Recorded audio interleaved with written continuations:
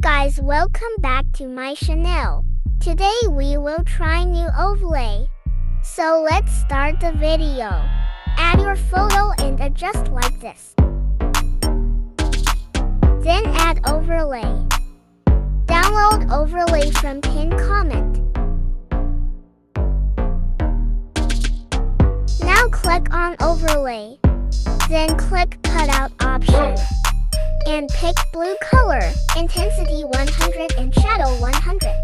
Then tap on main video and adjust saturation -50. Also set graphs like this.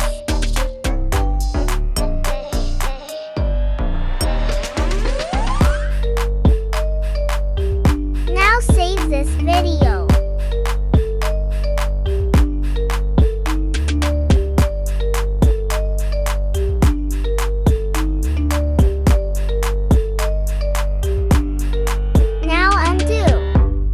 Only keep main photo. Then add video which we recently saved. And again click on overlay and then cutout. Now pick green color then intensity 100 and shadow 100.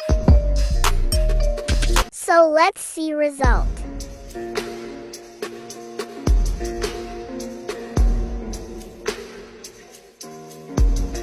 Eu quero